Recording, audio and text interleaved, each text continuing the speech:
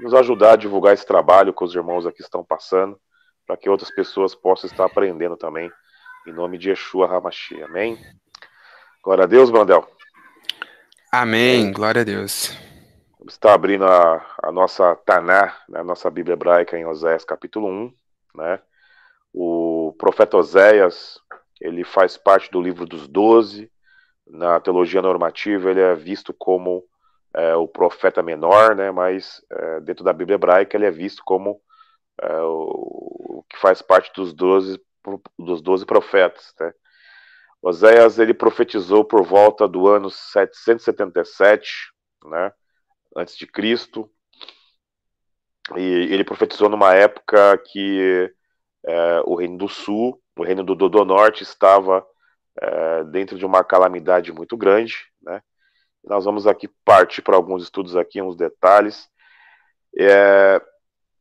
Eu vou ministrar aqui o capítulo 1. Eu ia falar de Romanos 9 hoje, só que como tem muitas revelações ali em Romanos 9, tá? Eu não queria, eu queria falar sobre Romanos 9 de uma forma bem detalhada, que tem algumas revelações do grego ali, muito interessante, que falar sobre as duas casas, sobre a questão do panorama bíblico. E eu vou focar aqui nessa primeira parte aqui só em Oséias hoje, para a gente aprender algumas coisas. E na próxima semana eu queria focar em Romanos 9, que vai completar aqui o livro de Oséias, que tem alguns detalhes ali muito importantes, né? Queria que os irmãos, né, tivessem essa compreensão, porque o estudo será bem detalhado sobre o Romanos ali, que tem um assunto muito interessante. O nome Oséias em hebraico é Rocheia, que significa salvo por Adonai, né? Então, por exemplo, que quando nós estudamos os santos profetas, existe algo muito interessante, que cada nome dos profetas ele está associado à profecia a qual esse profeta está iria passar, a qual Deus usa esse profeta. E geralmente quando esses profetas, né, eles têm filhos, o nome dos filhos desses profetas também eles fazem um simbolismo, uma analogia aos tempos vindouros que iria acontecer. E esse estudo aqui, no verso 1 aqui, é muito importante porque vai abordar aqui as profecias em camadas que muitas vezes as pessoas não entendem.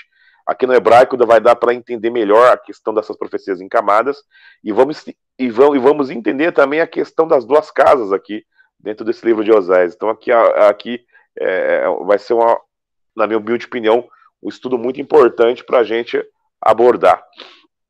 Oséias capítulo 1, verso 1, na Bíblia hebraica, começa assim, né?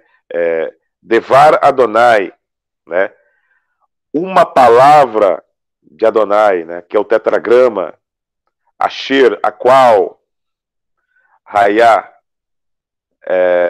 Hayá significa existia ou era, El Rocheia, para Oséias, né?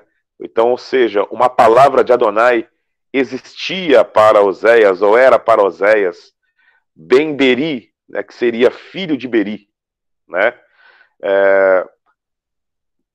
É, Bi Yamei, em dias de Uziá, né? E dias de Uzias, né? E dia também de Iotã, né? Iotã seria Jotão, né? Então o verso 1 começa falando aqui de uma palavra, né? Que veio para Oséias.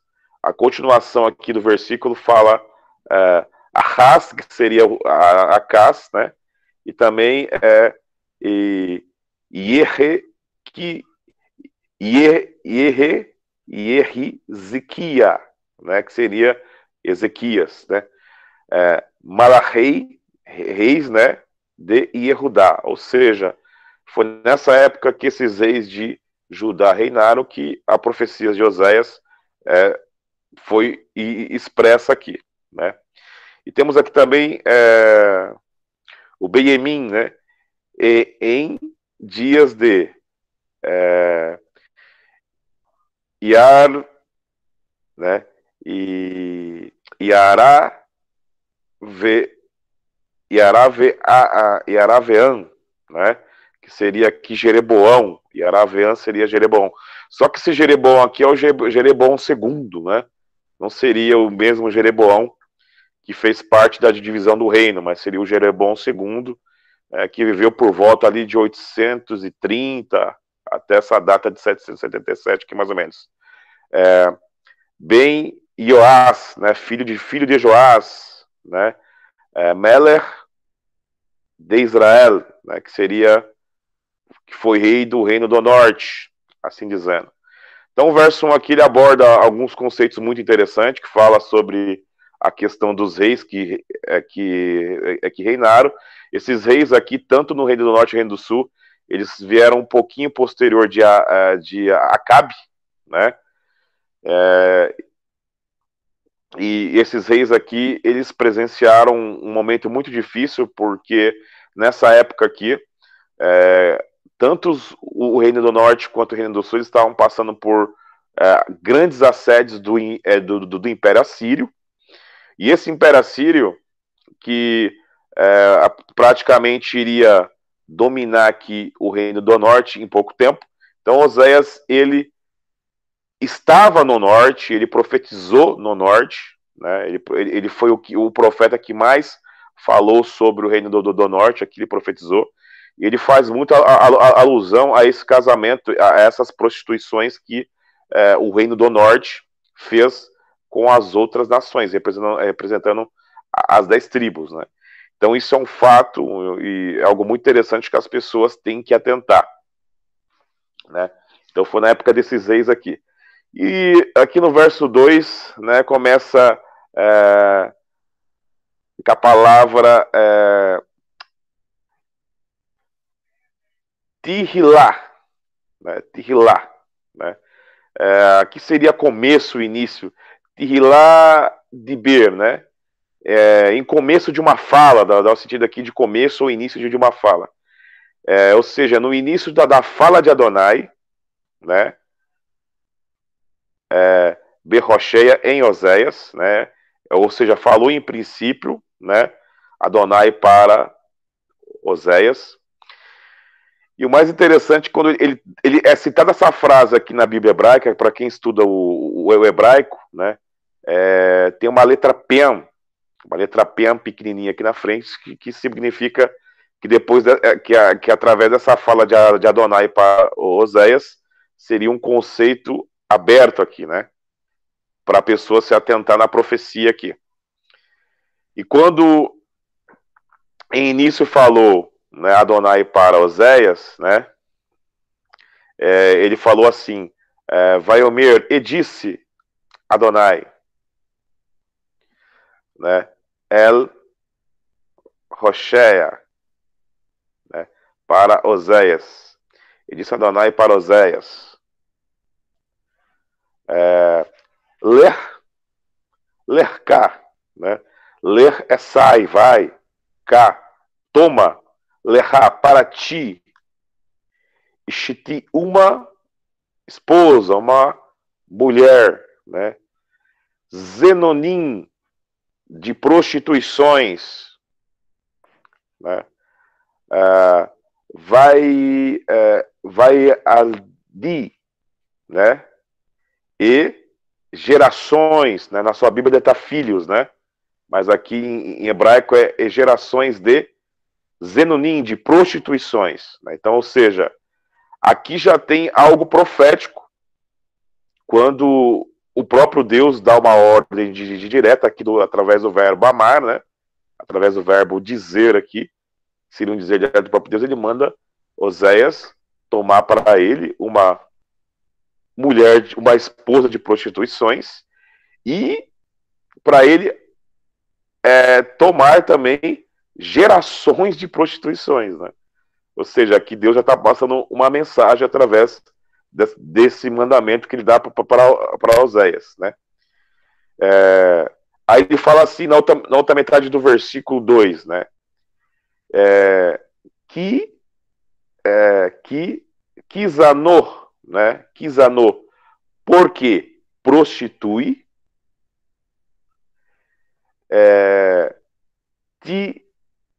Tizenor, tizeno e prostituirá. O mais interessante é que essa expressão aqui, ela não é traduzida para o português, né? Porque aqui o verbo prostituir está em forma construta aqui no presente e em forma absoluta no futuro. Então, se eu fosse ler aqui em hebraico, assim, para a pessoa entender em português, ou seja, ele está dizendo que iria ter uma prostituição no presente, né? No presente aqui, e prostituiria também no futuro. Né? Então a palavra aqui zanor seria prostituir no presente, né? Tizanô e uma prostituição no futuro. Essa questão de construto absoluto aqui apresenta dentro da retórica semítica a questão de ações completas e ações incompletas. Então, ao mesmo tempo que o profeta está explicando ali sobre a prostituição que iria acontecer ali naquela época, também fala de uma prostituição futura que iria acontecer no futuro. E nós vamos observar, né, isso bastante no estudo da semana que vem. Haaretz, porque prostitui e prostituirá Haaretz, a terra. Né?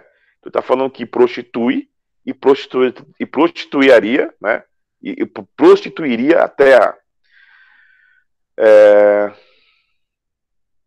Me aharei de após Adonai. Né? Então aqui fala no verso 2 que prostitui, né? Ou seja, estava acontecendo já uma prostituição ali, e prostituiria a terra em Adonai, assim dizendo. Verso 3. Vai a ler, né? E saiu,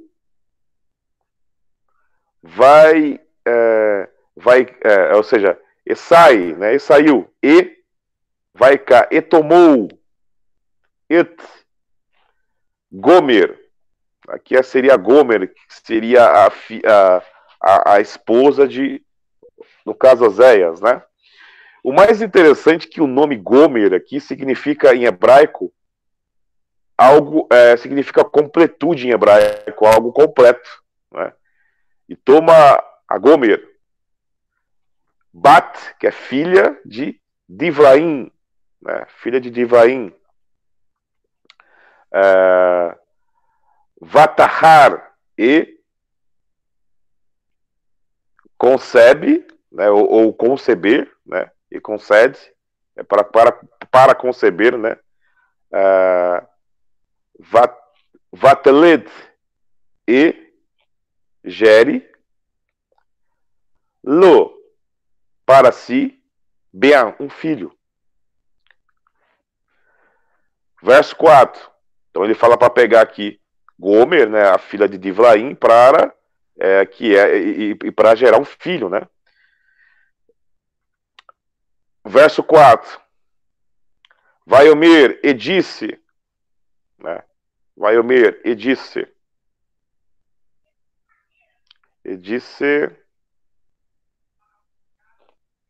Adonai, que é o tetragrama, Elaiv, para eles,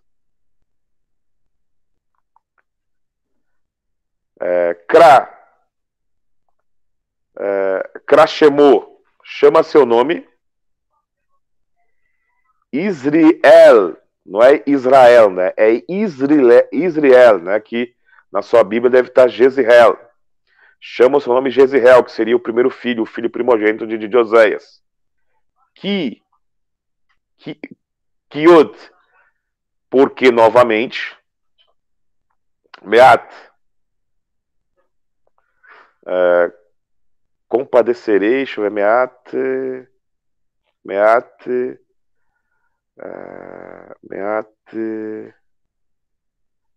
aqui está a palavra Meat, depois vem o pecaditi, né? Porque eu visitarei et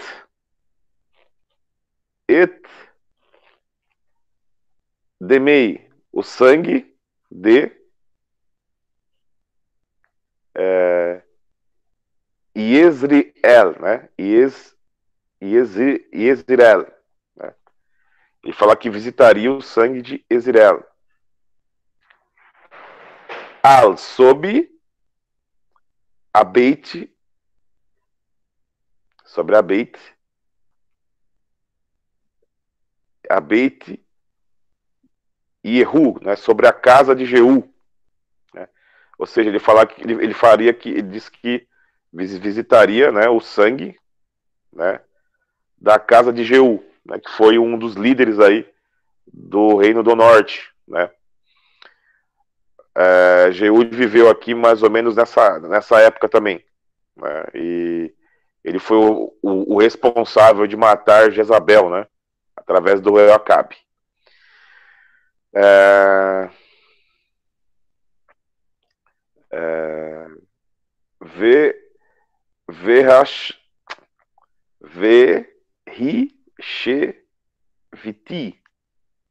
Vesheviti, né? Aqui tá falando que Vesheviti, porque a palavra Resheviti aqui que seria que ele, Deus está falando assim, eu causarei como que eu posso dizer em português isso aqui, uma palavra mais detalhada aqui. Aqui o verbo shevit, que é o verbo parar, né, que é a mesma raiz do verbo shabat, está no tronco verbal e fio aqui, forma ativa causativa. Deus iria causar um shabat, mas um shabat no sentido de parar. Né? Então eu poderia traduzir aqui que Deus causaria algo para cessar, né, assim nesse sentido. Então aqui Deus fala que ele cessaria, né, né, ele cessaria a Man Lehot, o reino da Beit Israel. Ponto. Ou seja, aqui fala que cessaria o reino da Beit Israel, se referindo ao reino do Sul. Né? Então, ou seja, aqui o próprio Deus ele está dizendo que ele faria cessar, né, o reinado da Beit Israel, né, devido às questões de iniquidade que eles estavam causando. Verso 5.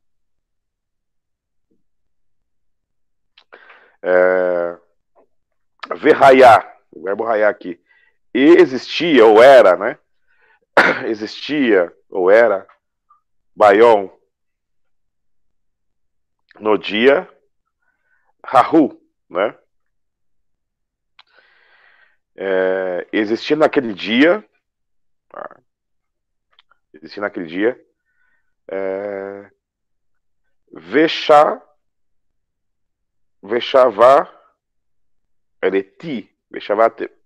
Veshavareti, ou seja, e naqueles dias, existirá naqueles dias, e Veshavareti, e eu quebrarei, né?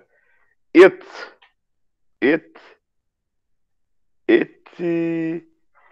keshet, o arco, a palavra keshet aqui é arco, e eu quebrarei o arco de Israel. Ele quebraria o arco de Israel, né? Beamek, em deserto. Deserto de Israel, né? De Jezreel, né? Em deserto de Jezreel. Né? Esse deserto aqui é muito famoso em Israel. Ele ficava na parte norte de Israel, no Vale de Jezreel. E ali foi onde teve muitas guerras aí, né, na questão histórica. Verso 6.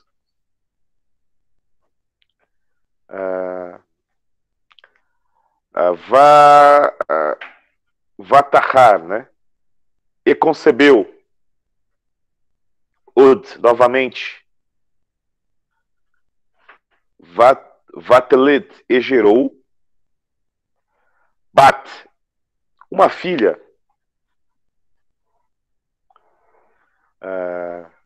Vaiomer, e disse Lo para si. Né? Aqui Adonai falando, e disse para eles. Né? Kra, chama o nome Lo Ruhama. Né? Então, ou seja, o primeiro filho de Oséia foi Jezreel, né? Que é um nome que significa Adonai planta. E Gomer concedeu uma outra filha de Oséias, né? Que foi chamada de nome de Loruhama, né?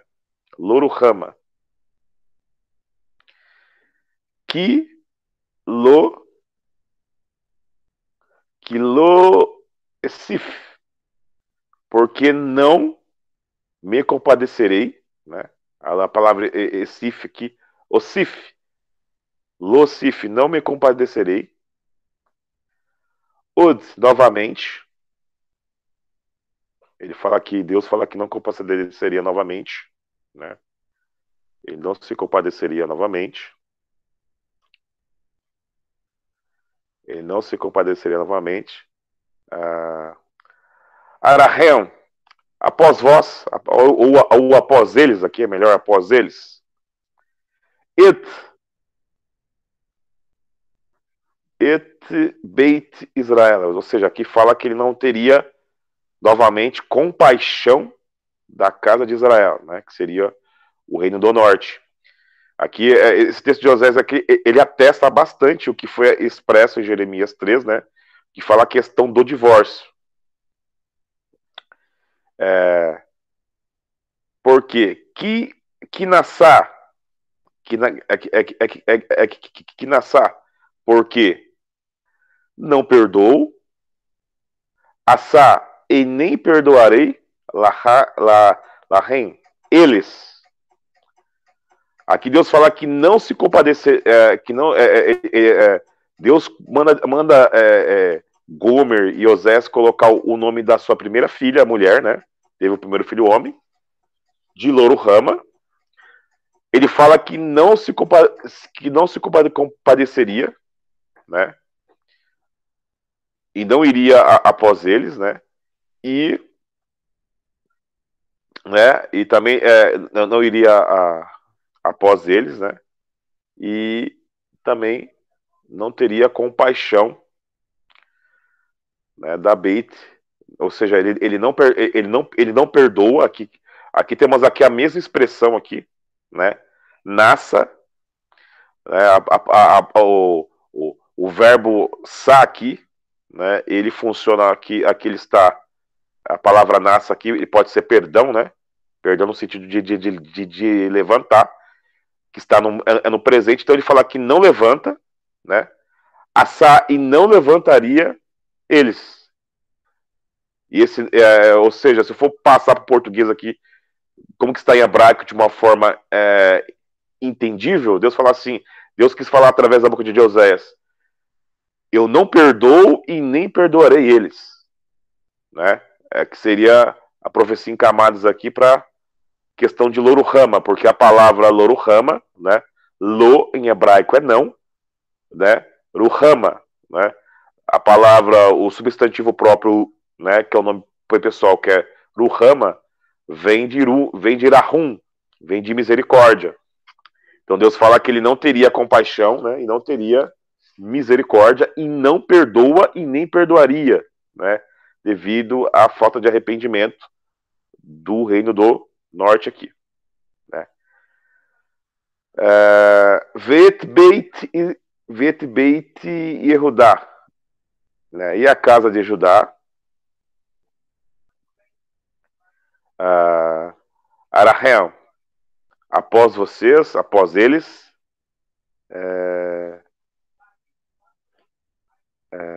deixa eu ver aqui,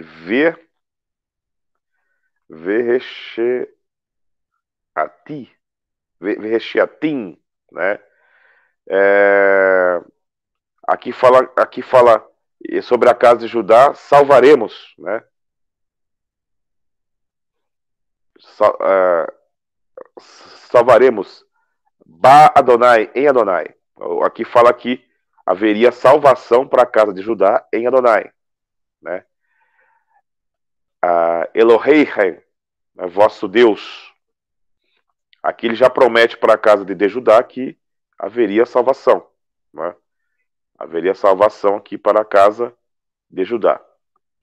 Depois ele fala aqui no mesmo verso, né, que seria o verso 7. Seria o verso 7, né? O verso 7 ele fala aqui. O verso 7 ele fala que velou e não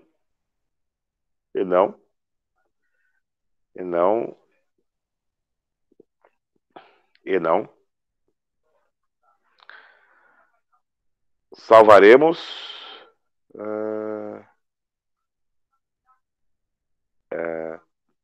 isso, e não salvaremos Bekeshet em arco,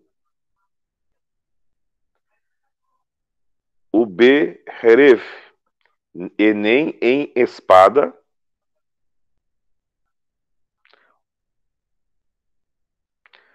o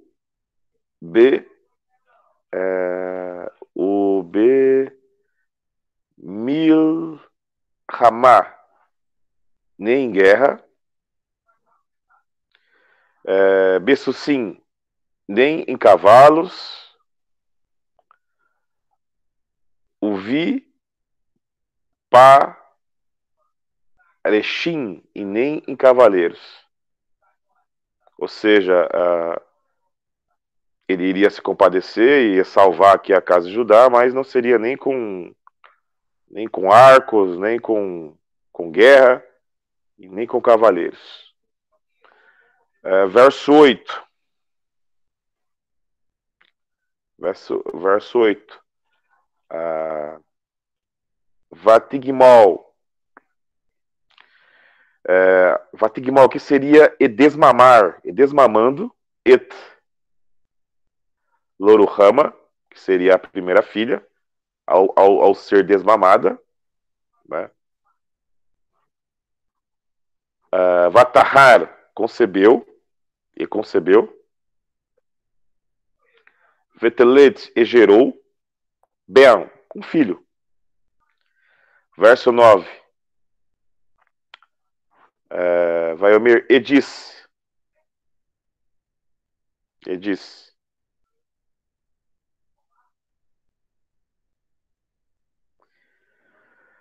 Kra, chama, chamou seu nome, Loami. Então, o segundo filho de Jeremias, de Osés, que é o mais novo, ele foi chamado de Loami.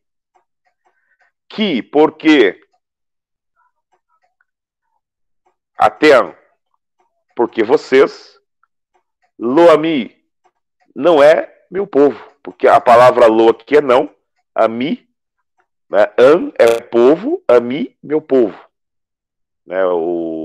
A letra iud como sufixo aqui, né? Porque não é o meu povo. Ele fala aqui que não é mais o povo dele. Ve anohi, e eu, lo, não,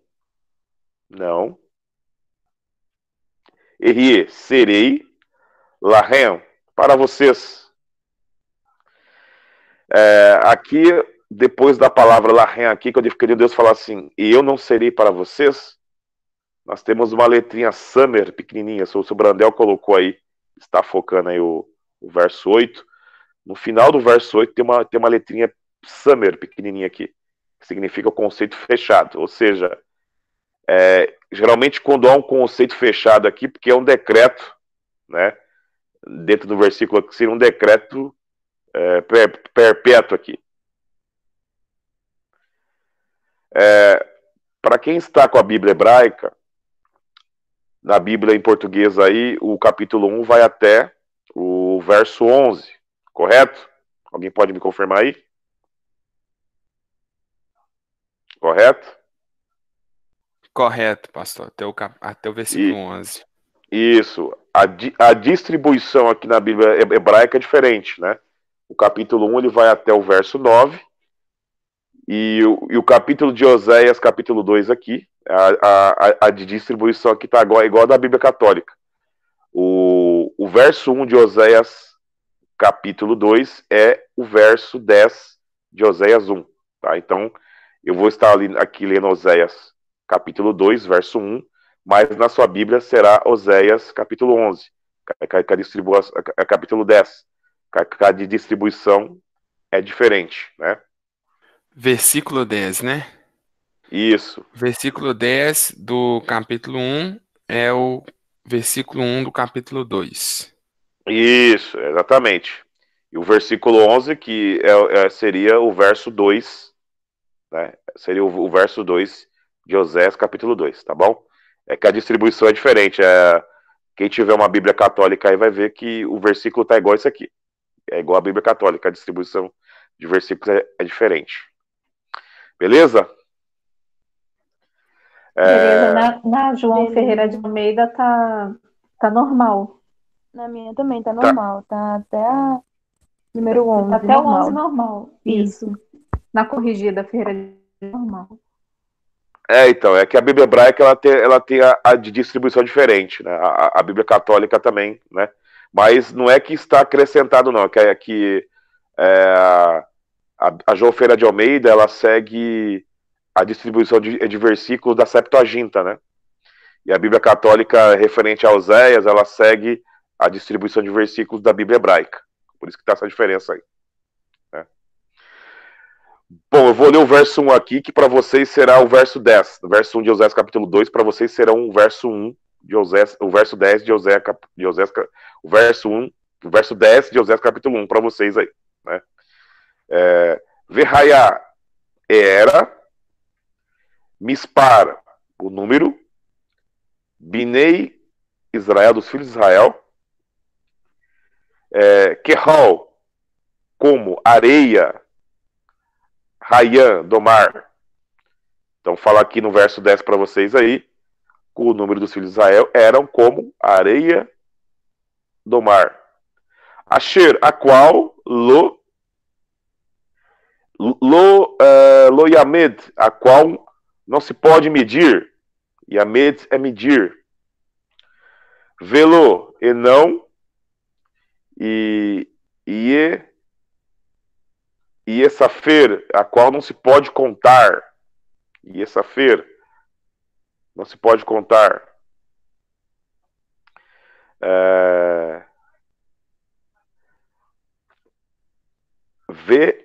Verraiá era.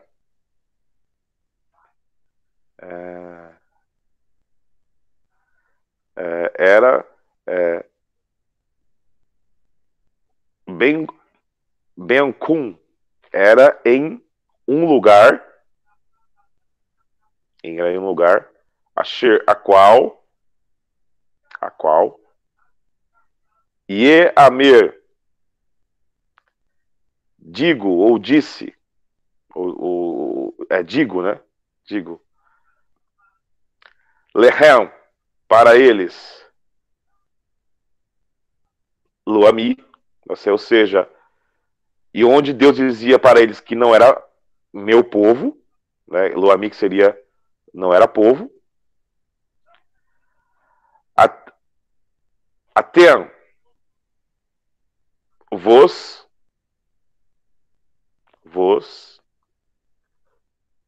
lehem, vos, e amer, vos digo, lehem, para eles, binei el hai, aqui está falando assim, aqueles que foram chamados de Loami, de Loami, né, que não seria povo, né, seriam chamados no futuro de Binei El Hai, filhos da divindade viva, né? Na sua Bíblia tá filho do Deus vivo, né? E o mais interessante é que aqui na Bíblia hebraica tá o nome, a partícula El, né? Que seria a raiz da palavra Elohim, né? Ou seja, nós seríamos chamados de filhos da força que conduz, né? Ou filhos da divindade viva, né? E o mais interessante que a profecia de Isaías, quando fala que o Messias seria maravilhoso, conselheiro, Deus forte, príncipe da paz, ali você vai encontrar a palavra El Gibor. El Gibor, que foi traduzido para a sua Bíblia como de Deus forte, também pode ser traduzido para a sua Bíblia como divindade homem, né? Porque El significa divindade, né? Significa de divindade. A palavra Gibor, se eu trocar os sinais maçoréticos e colocar Gever, Gever também é uma palavra em hebraico para homem. Seria uma palavra em hebraico para homem. E aqui em hebraico aqui é muito interessante, por quê? Porque você vai encontrar aqui, né, tá a palavra aqui que você encontra aqui, que eu falei para vocês aqui, que é muito interessante, né? Que você vai encontrar Binei, né, filhos, El Rai, da divindade viva, né? E o Messias, Paulo fala que no Messias habita corporalmente toda a plenitude da divindade, né?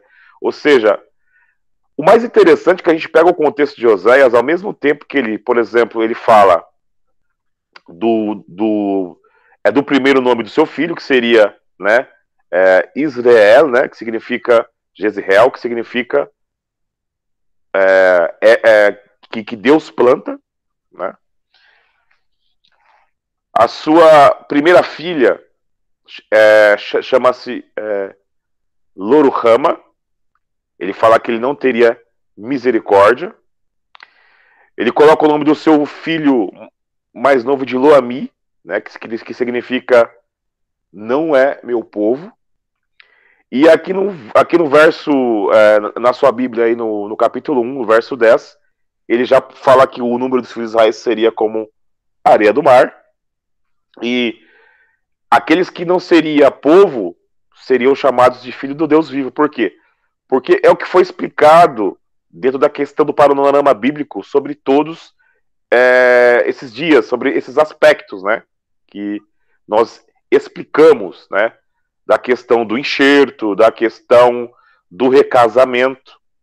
Então, aqui o livro de Osés, no capítulo 1, ele expressa bastante esse conceito. E aqui tem uma profecia messiânica. No verso 11 de Osés, capítulo 1, aí, né, que aqui está no capítulo 2, né, no verso 2 do capítulo 2, começa assim, Veni kebatsu, né, e ajuntarei, Binei e Yehudá, os filhos de Judá, o Binei e os filhos de Israel, o Binei Israel, né?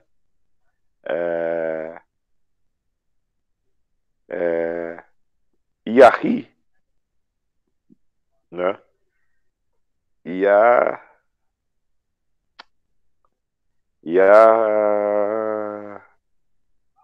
Yahirá. Isso. Aqui a palavra Yardav, né? Ou seja, eles ajuntariam, né? Eles ajuntariam os dois filhos nas suas mãos, né?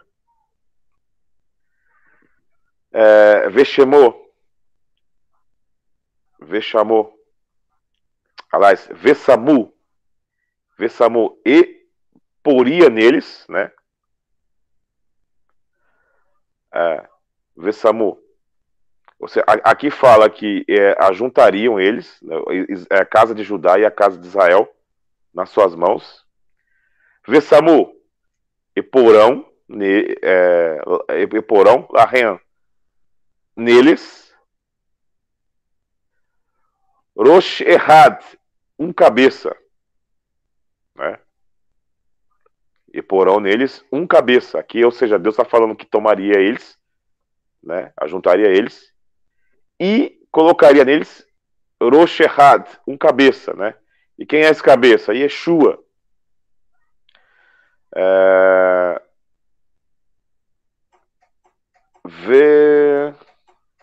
Vealu. E sobre eles,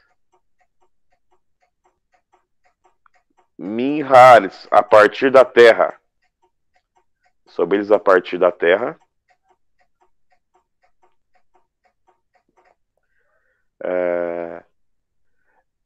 Kigadol, porque grande.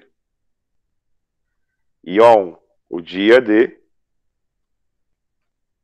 Israel, né? Que é Jezreel, né? Aqui ele fala que ajuntaria a casa de Israel, a casa de Judá, nas suas mãos, né? E poria sobre eles um cabeça. E nós sabemos que esse cabeça é Yeshua. E ele fala aqui, no final do versículo, que grande seria o dia de Jezreel, né? E a palavra Jezreel, que é o nome do filho de Oséias, que é o primeiro, significa grande seria o dia do plantio, né? Olha só que interessante, ou seja, os nomes, eles estão associados às profecias, e essas profecias estão associadas às duas casas, né? O repúdio, né, da casa de Israel, que Deus não se compadeceria, né? E nem perdoaria eles, mas ali está falando naquela época, mas através da promessa dos pais, os remanescentes, né, iriam ser plantados. E, inclusive, aqui o nome Jezreel significa plantação, né? Plantação de Adonai, né?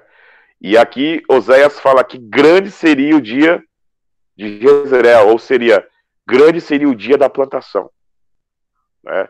Simbolizando algo futuro que iria acontecer. Por que eu quis especificar aqui no primeiro capítulo de Oséias, para deixar livre Romanos capítulo 9, para a gente esmiuçar ali e mostrar alguns detalhes de Romanos aqui.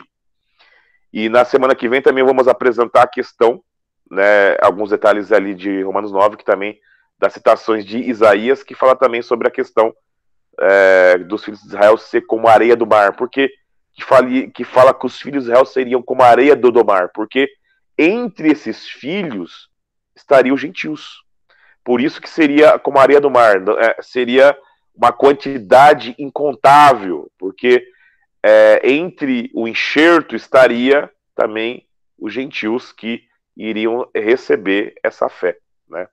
Então esse foi um estudo mais simples hoje sobre a questão, esmiucei aqui em alguns detalhes aqui de Oséias capítulo 1, para a gente dar continuação nesse estudo de panorama bíblico sobre as duas casas, né? Eu vou abrir aí, no caso, perguntas aos irmãos aí. Se a Roberta quiser dar as considerações também, fica à vontade. Com certeza eu vou dar. Fica à vontade. Pode falar? Sim. Pode, com certeza. Fica à vontade. Então, isso que você abriu, ele foi interessante, né? Porque ele, como você mesmo disse, ele vai dar uma marca a Romanos, né? E assim, o que eu consigo enxergar aqui, por exemplo, dentro desse texto de Oséias, tem uma profecia, né, que Paulo ele se direciona aos gentios, sendo que ele cita Oséias, né? A quem não era meu povo, chamarei meu povo. A quem não era amada, chamarei amada. E no lugar em que lhes foi dito, vocês não são meu povo, eles serão chamados filhos do Elohim vivo. Né? Tá lá em Romanos 9, do verso 24 ao 25. Foi essa passagem que o pastor ele leu.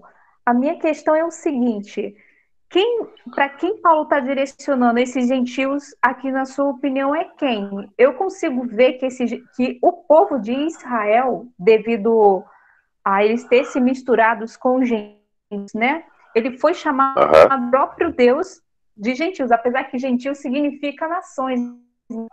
A gente também Uhum. tem essa questão. Então, é uma passagem que está sendo direcionada a Israel, né, que são as tribos perdidas. E é Uhum. interessante quando você aborda essa questão que foi muito, muito forte, quando você aborda sobre a questão de que constituirão sobre si uma só cabeça. Então, quem é a cabeça é a eclésia? É quem? Ela é o Messias, como você mesmo disse. E que é interessante para que uma das principais funções do Messias era resgatar as 10 tribos perdidas de Israel. E a nossa questão é a seguinte: e ele está fazendo isso? Eu acredito que sim, embora Sim. muitos perderam a identidade, não sabem que são israelitas, não está tudo perdido. E é engraçado que, tipo assim, ele menciona aqui que os filhos de Judá e os filhos de Israel juntos congregarão. A gente não estamos juntos ainda, né? Judá está para um lado, os filhos de Israel estão para o outro ainda. Mas Exatamente. a gente vai ter essa junção, como você disse, até em um que eu ouvi seu, né? Não vou me lembrar qual, que isso vai acontecer no retorno da segunda vinda, vamos assim dizer, do Messias, que ele vai vir ajuntando tanto a casa de Judá quanto os filhos de Israel. Uau, imagina essa cena. Vai ser algo memorável. O que você deu uma pincelada aí, Roberta, nós vamos dar uma esmiuçada ali no capítulo 9, né?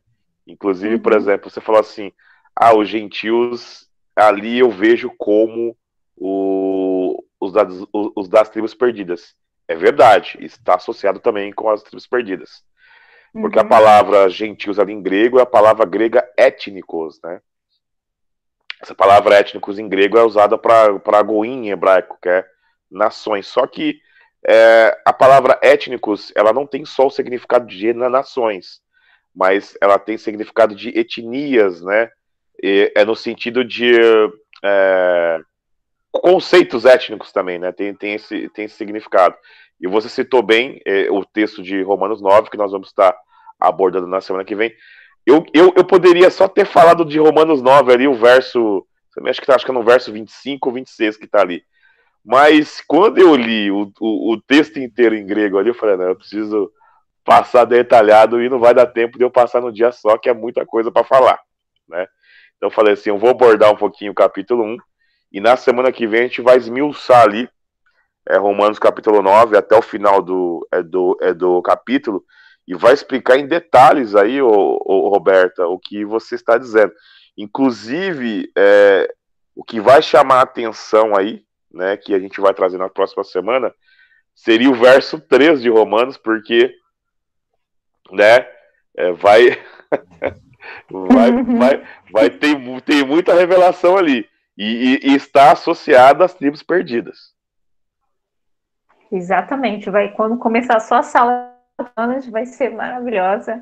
E é importante mesmo passar essa questão de Oséias, porque às vezes as pessoas não fazem ligação. Porque eu parei para prestar atenção nessa questão, porque Paulo, né, ele está citando uma profecia de Oséias que é referente à casa de Israel e direcionando aos gentios. Eu chegar, por exemplo, a essa conclusão, entendeu? E eu achei assim, tipo assim, e quando ele menciona que Israel vai ser como areia, não vai contar, então Israel saiu fundando muita nação por aí, é o que eu penso.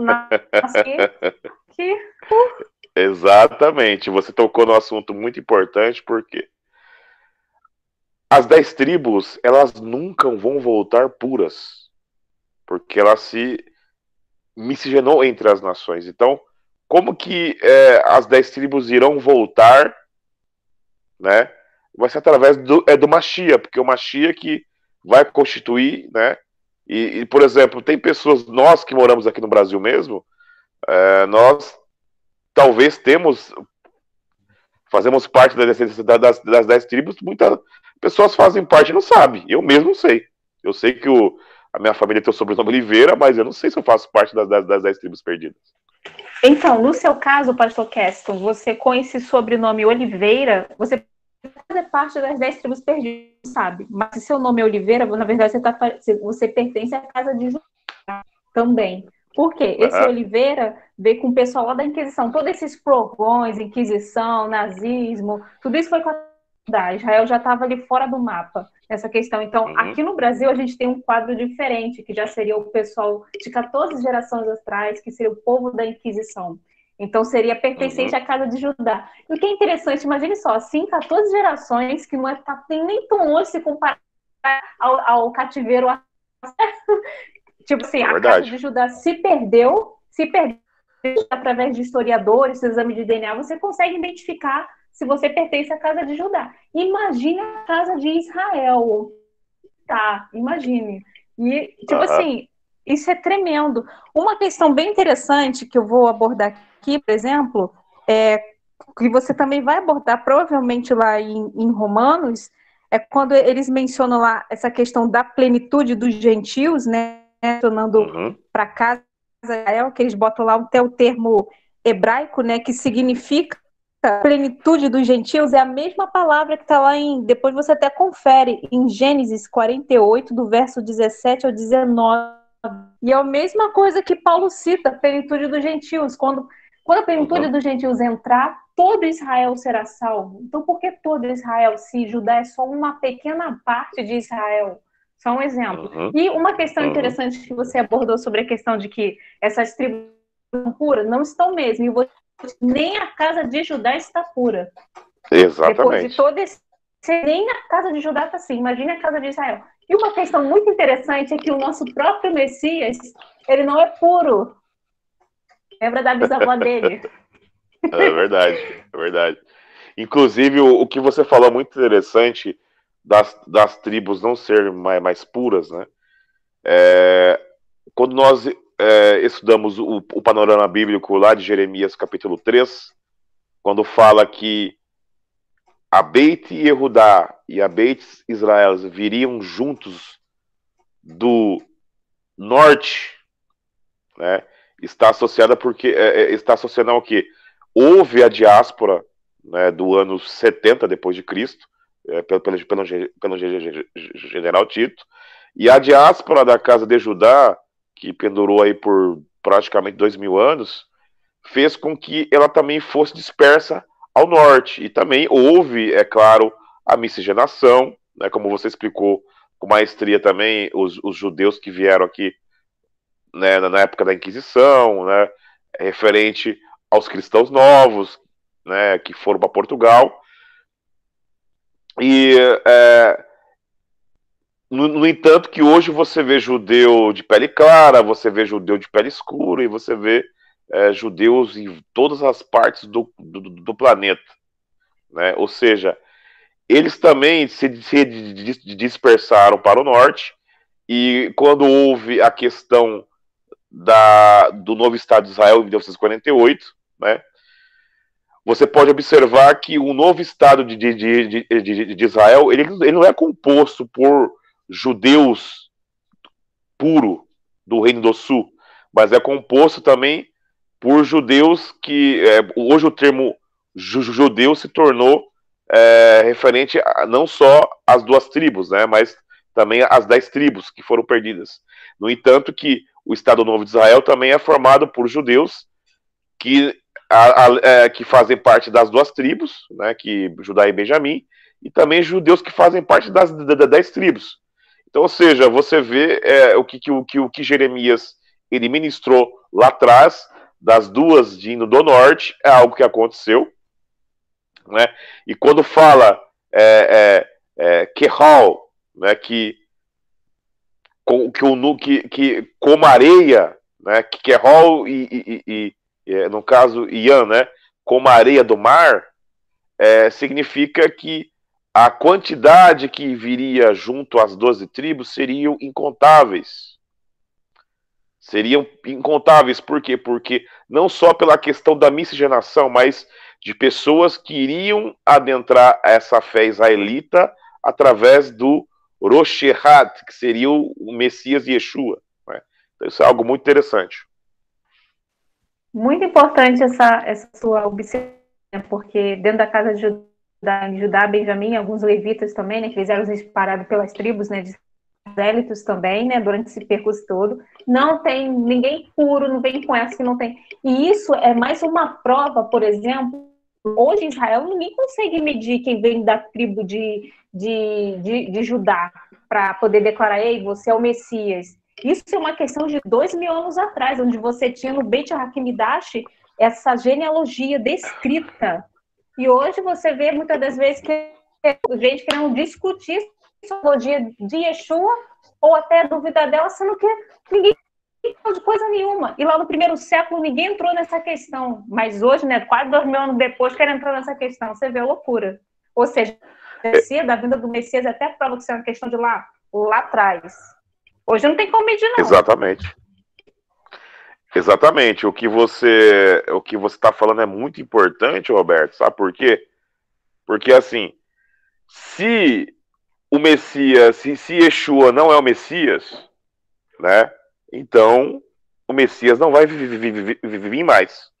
Porque não se tem como medir uma genealogia casa de Judá pura, como eles muitas vezes dizem aí. Exatamente, lá atrás, com certeza, lá atrás eles conseguiram medir.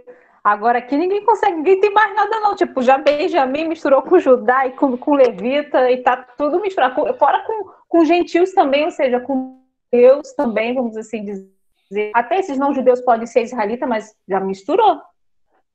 Exatamente. Sabe quem tá vindo da descendência de Salomão, quem tá vindo de Davi, e por aí vai, ainda que seja da tribo de Judá, tá, mas tá vindo da onde? Filho de quem? Quem? Não tem como saber. Ou seja, e qual que seria a possibilidade do Mashiach hoje entrar em Jerusalém montado num burrinho? Vergonhoso, né? Teria que entrar numa Mercedes, né? E as escrituras também não falam num burro voador, né? Porque se a gente reparar, são duas vindas. Vem nas nuvens do céu. Depois fala que vem montado no jumento lá, né? No burro. Não está dizendo que é um burro voador. Porque hoje você tem, por exemplo, o judaísmo pregando uma vinda só.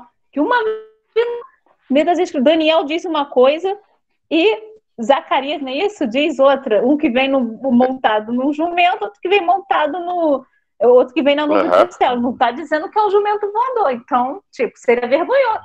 Aliás, em Israel é proibido, inclusive, um jumento e fazer trabalho, por exemplo, para você ver. Fora da realidade, totalmente. Tá que o lado, por exemplo, profetizado, onde o Messias nasceria, tá em ocupação muçulmana. Olha só. Exatamente. Não é profecia de lá de trás, para você ver. O burro em si só representa que era um animal de transporte há 2000 anos atrás. Agora não. É por isso que são essas questões, né, que nós abordamos entre as duas casas, que nós estamos comentando. Eu creio que os irmãos vão dar até a opinião deles aí, Roberto. Eu creio que que abra a mente de muitas pessoas. Por quê? Porque a questão geográfica que Israel vive hoje, seria impossível o Messias vir da forma que alguns profetas citaram. E se ele não vir dessa forma, então os profetas erraram. Né? Então tem a questão desses aspectos aí que muitas vezes as pessoas elas não atentam. E vou te dizer uma coisa muito importante. Quando você falou assim, os profetas, eles têm a respeito do livro de Daniel, né, que é o Tanar Dart Scroll, você vai ver rabinos dizendo que errou no cálculo. Por quê? O Messias ele teria que vir antes da destruição do segundo templo. E se ele veio, a única pessoa que apareceu lá antes dizendo foi Yeshua. Então, como o judaísmo normativo, vamos dizer, eles negam Yeshua, eles assumiram que Daniel errou no cálculo. Olha que absurdo, cara. Tá no Tanar Dart Scroll, se eu não me engano, na página 280 do Daniel. Tem um rabino, que esqueci o nome dele, ele falou acho que maldita a profecia de Daniel. Eu esqueci o tratado do Talmud que ele escreveu. Se você lembrar, você poderia dizer para os irmãos aí, se você já ouviu falar. Não lembro, não tô lembrada. O Diego deve lembrar. O Diego deve lembrar. Só que ele não está aqui, ele não vai falar, né? Mas existe aí uma. Eu não sei se foi o Rabi Nedit, eu não vou lembrar agora. Mas ele comentou no Talmud, né? Ele falou: maldito aqueles que observam as profecias de Daniel, uma coisa mais ou menos assim que ele disse, se referindo à questão da contagem, né? Porque só ele poderia ser o Messias, só Yeshua poderia ser o Messias através da contagem de Daniel. Impossível. No entanto que o Rabi Akiva, ele interferiu, né, na questão dos meses aí referente a isso. Exatamente, isso daí é uma questão polêmica dentro do judaísmo. Eu conheci até um judeu do Rabad, que era do Rabad, né? Acabou reconhecendo Yeshua como Mashiach por causa da profecia de Daniel. Tá vendo? Por isso que é muito importante, né? E hoje o judaísmo contemporâneo, ele estuda a tradição, mas não estuda os profetas, porque se eles estudarem os profetas, não tem como fugir de Yeshua. Né? Então isso é algo muito importante que as pessoas têm que entender. Existe um ditado em Israel que diz que quem cega, vamos dizer assim, a nação de Israel, são os rabinos. Mal intencionados, não são todos. Mas, por exemplo, até nas sinagogas, eles tiraram as Rafitarot de Yeshayahu 53, de Isaías 53, por quê? Parecia com Jesus, vamos tirar. Sim, sim. Pra você ver, absurdo. Tem o Sidur mais antigo também, as orações onde está a palavra Metatron, tá Yeshua também, que houve essas modificações também. Então tem todo... Exatamente, do Rosh Hashanah. Perfeito, exatamente. O rabino que chegou lá e falou, caramba, o que Yeshua tá fazendo aqui? Como o Sarrapanim, né, o príncipe do rosto. Exatamente. Exatamente. Exatamente. Então tem todo esse aspecto aí. Então, ou seja, esse primeiro estudo aqui abordou, né, até algo que já foi falado, simplesmente eu trouxe alguns detalhes a mais. É um estudo que, quando tange a questão do panorama bíblico, não pode faltar, né? E, no caso, esse estudo. Né, e foi muito boa a sua participação, Roberto. Será que os irmãos têm algo a acrescentar ou perguntar também? Você pode ficar à vontade.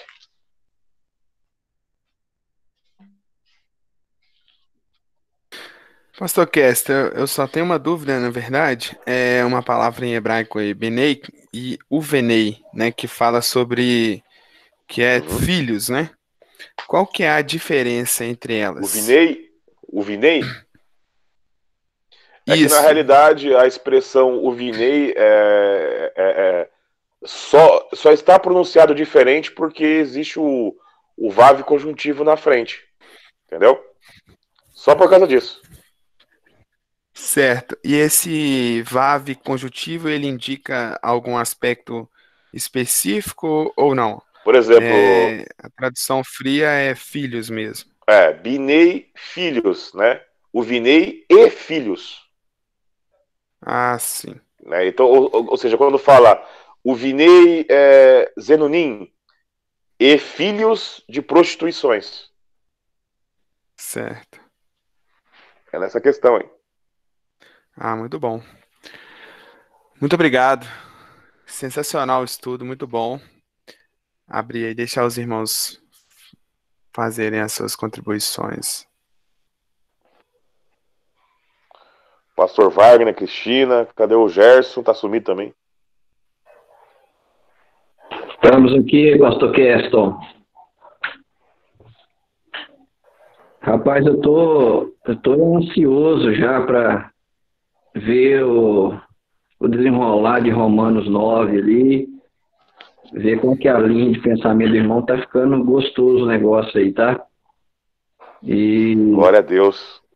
E hoje com esse panorama de Oséias 1 e o início do capítulo 2 aqui, vai dar para encaixar, eu acredito que vai encaixar na mente de todo mundo na hora que a gente for ler as profecias de Paulo, ali em Romanos. Exatamente. Até porque Paulo, pegando um gancho aí no que o irmão já falou, que a Roberta trouxe, Paulo pregava para esses dois contingentes, né? Ele ia para a casa de Israel pregar, né, entre os gentios, e acabava que, por Israel ter sido semeado, como diz aí um dos filhos de Oséias, ter sido plantado, semeado entre as nações, acabava que aqueles tementes a Deus que foram aproximados a Israel por causa das sinagogas, por causa do culto ao Deus único, acabavam ouvindo o evangelho e aceitavam a Yeshua como Messias. Então, Paulo pegava esses dois contingentes aí, tanto a casa de Israel quanto os gentios. E é muito interessante, eu estou ansioso mesmo pela linha de raciocínio do irmão, por causa de Romanos, igual os irmãos já colocaram aí, a questão de Israel ter se transformado entre nações, né? Desde Gênesis nós temos essa profecia aí, que Efraim iria se transformar em muitos povos, em nações, né? Se você for pegar a nossa própria nação, igual vocês já colocaram, e a nação brasileira, você pega uma historiadora de ponta, que é a Anita Novinsky, né? Ela cita um historiador francês, que ele diz que a cada 4 pessoas que chegavam aqui no Brasil, 3 eram judeus, né? Cristãos novos. Então, o contingente judaico da nação brasileira é muito grande, é muito grande. Então, se você for pegar a porcentagem só aqui do Brasil, grande parte tem ascendência, tem o sangue judeu neles. E tem de onde nós viemos, Espanha, Portugal, e por aí vai. Você pega os judeus negros da Etiópia. Então, Israel se disseminou mesmo entre as nações. E vai ficar bonito na hora que linkar essa profecia de Oséias ali com Romanos. Eu acredito que vai ser um despertar. Vai linkar bastante vai linkar bastante, pastor Gerson, ali em Romanos capítulo 9, vocês vão ver que Paulo, ele faz uma midrash ali, né? E essa midrash que Paulo faz, ele usa Oséias, ele também usa Isaías, a gente vai abordar, inclusive, essa questão, quando ele cita tanto citado em Oséias quanto Isaías sobre a questão da areia do mar, ele está se referindo ao que você e a Roberta abordou, que Israel ele está entre as nações, né? Então é uma coisa que não tem como negar, né? Por isso que a família de Deus ela é hoje, né, algo muito amplo, ela é incontável. É claro que vai, como diz lá em Apocalipse, vai existe a distinção ainda, né, de judeus, mas a questão de amplitude de povo é muito maior. É verdade, é importante pontuar porque o Eterno sabe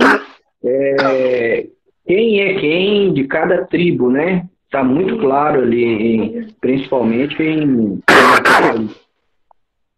Exatamente. Hoje não se sabe, né? Igual já foi falado aí. Hoje não se sabe, pouco sabe, né? Tirando ali os Cohen, aqueles que são descendentes de sacerdotes que preservaram um pouco mais a genealogia, mas as demais nações, sem chance. É verdade. E tem muitas questões, coisas muito interessantes, muito interessantes, porque uma coisa que a gente vai abordar na semana que vem sobre a questão de Paulo querer ser anátema pelo seu povo ali, ele não está se referindo ao judeu de Judá ali, em Romanos 9, mas ele está se referindo às 10 tribos. Aí eu vou mostrar isso em detalhes na semana que vem. E essa profecia de hoje, ela crava que as 10 tribos vão voltar. Não em sua plenitude, mas voltarão, né? Que foi o grande debate ali dos rabinos, Rabino Akiva e Eliezer, né? Se não me engano. E o mais interessante, o Gerson, você me fez lembrar de algo muito interessante, a Roberta também. O nome da esposa de Osés, Gomer, significa completude. Ou seja, o casamento de Rocheia, né? No caso, Rocheia significa Deus salva, né? O casamento do Salvador com a prostituta traria plenitude. Isso é profundo demais, muito profundo. E o nome do primeiro filho, né? A plantação ali, aí você vê como que Yeshua linka isso, né? O Israel aí, né? Ou Israel nas nossas versões. Alguns traduzem como Deus semeia, o irmão traduziu como plantação, né? E aí você só vê que só que ali o nome Jezirel, né? Que em hebraico é Yezirel, né? Que seria o primeiro nome do filho de Oséias, significa literalmente Deus planta. Olha só. Ele planta entre as nações e depois ele vai colher. Exatamente. Que aí No entanto, que no verso 11... no entanto, que no verso 11, o pastor Gerson, você vai ver que ele fala assim, Gadol, grande será o dia da plantação de El, que seria Jezreel. Né? Isso é muito profundo, seja, pastor Cristo. É muito profundo. Várias profecias do próprio Yeshua, né? Sobre a colheita, Mateus 24. Exato.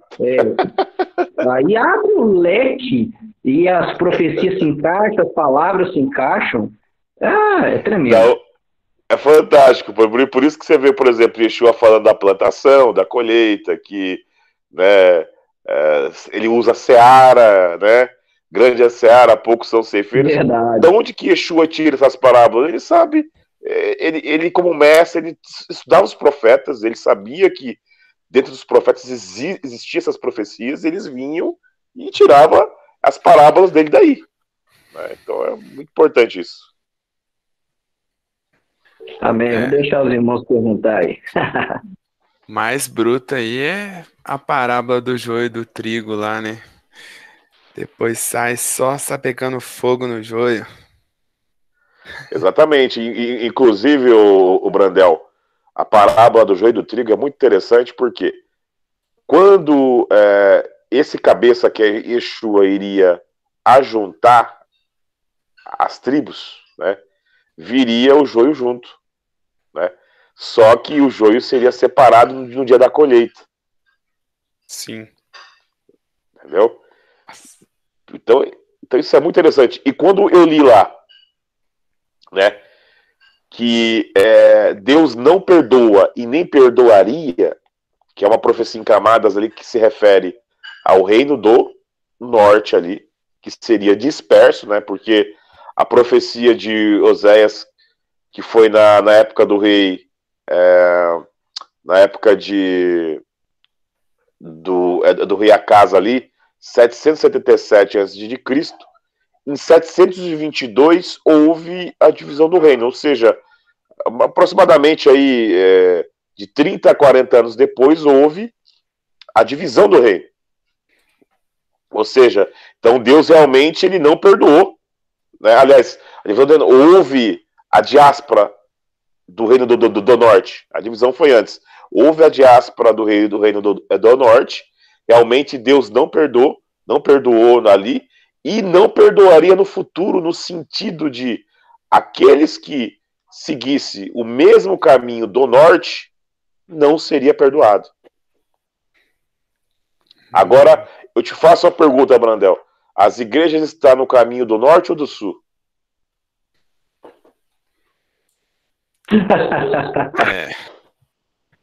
É bruto.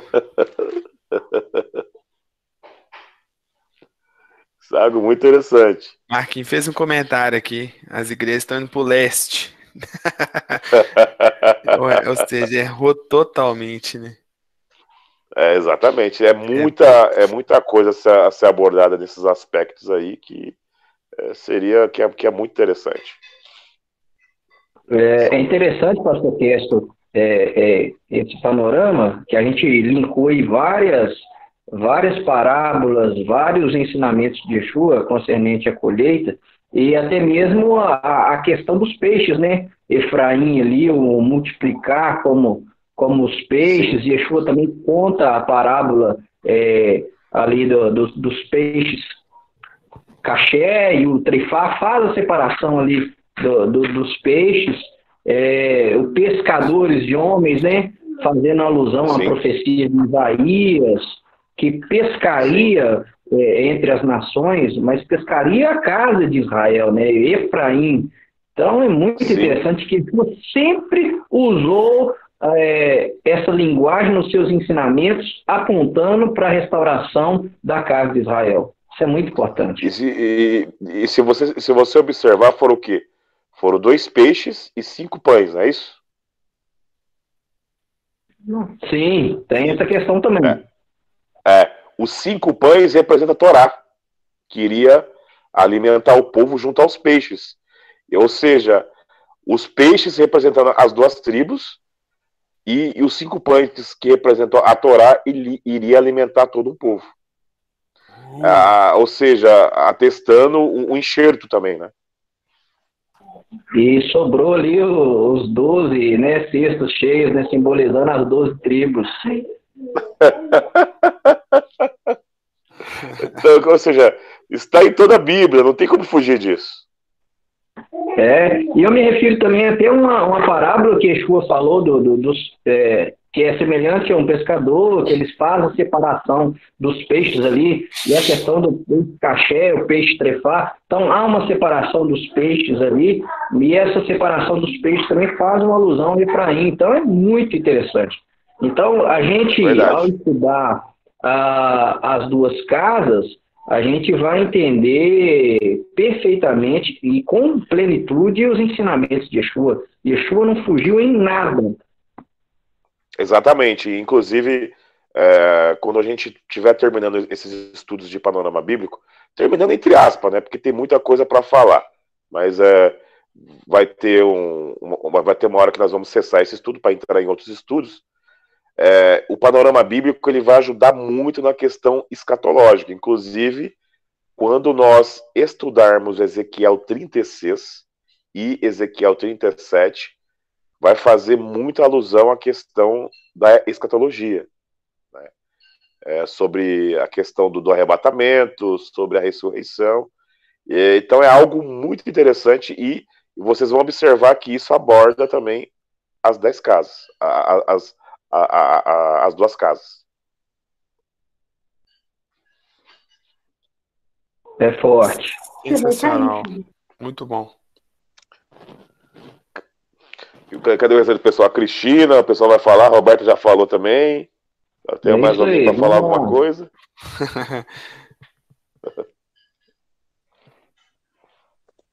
Cristina, pastor Wagner. Não, eu tô tranquila, tô só ouvindo vocês aí. É pérola. Muita coisa interessante. Louvado seja Deus. Essa fala suas aí, sobre os peixes e pastor Gerson, pastor Keston, eu queria ver agora como é que fica o símbolo 153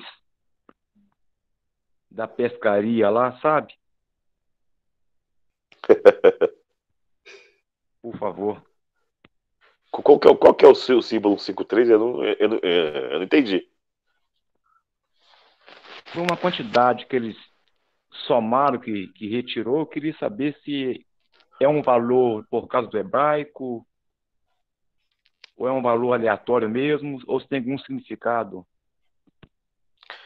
Olha, para mim, eu preciso dar uma lida lá, o pastor Wagner, para me lembrar. Eu não estou lembrado dessa passagem, né? Eu precisava dar uma estudada lá para ver, para a gente conectar, no caso, os textos. Nesse ponto aí, hoje eu vou ficar te devendo. Se a Roberta souber alguma coisa, ela pode falar aí. Não sei não, tem que entrar na gematria. a, parte, a parte de gematria não é meu forte. Mas né? O número 1 ele representa a letra Aleph, né? O número 5 representa a letra Rei, né? E o número 3 representa a letra Gimel, né? Agora, precisava ver no dicionário se formou alguma palavra, se tem algum significado. Né? Por enquanto eu não sei, precisa dar uma verificada, uma estudada. Porque com certeza aleatório não foi. Aleatório não foi. Eu ia falar isso agora. Agora que eu não sei a gematria disso, eu não tenho ideia. Mas se estudar, a gente consiga achar. É verdade. Mas pegando a raiz pictográfica, né? Aleph significa força, a letra Rei significa. Eu esqueci que significa a letra Rei. Gimel significa camelo, né? Deve ter algum significado mais amplo. Tem que estudar para a gente pescar ali, o pastor Wagner. Essa parte eu vou ficar te devendo, mas assim que der eu vou dar uma pesquisada. O estudo de hoje tremendo, forte. E se puder me ajudar com essa aí, por favor, vai ser muito bom. Muito Amém. obrigado aí pelo ensino, Roberta, o senhor, pastor Kessler. Glória a pastor Deus. Gerson. Forte. Gente, forte de verdade. Vale a pena cada segundo. É bom demais. Deus, ele é fiel. Amém. Amém. Pastor Wagner, aproveitando então, vou interromper aqui a gravação. Tem, ô presbítero Brenda, tem a pergunta da Jordana aí. Opa, Jordana. Com relação ao versículo 4, que fala sobre a casa de Jehu por ter vertido o sangue de Israel, que casa é essa? E esse sangue vertido aponta para Yeshua? Vou ler o versículo. E disse-lhe o Senhor: põe-lhe o nome de Jezreel, porque daqui a pouco visitarei o sangue de Jezreel sobre a casa de Jeú, e farei cessar o reino da casa de Israel. Então, a pergunta dela foi muito boa, porque Jeú, ele foi. Ele praticamente ele foi um rei, né, do reino do norte, né? E ele foi o responsável de matar Jezabel, né? E quando fala que visitaria o sangue de Jezreel, né, em Jeú ali, o vale de Jezreel ficava próximo a Samaria ali, onde seria a parte norte. E ali tinha tido muitas guerras, muitas matanças, né?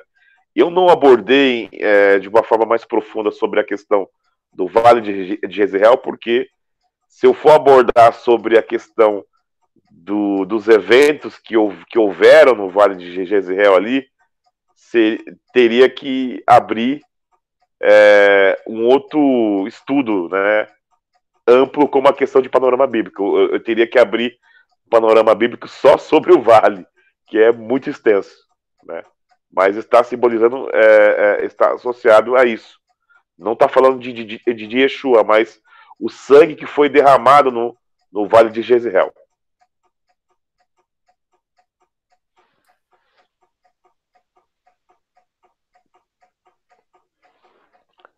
Será que a Jordana entendeu?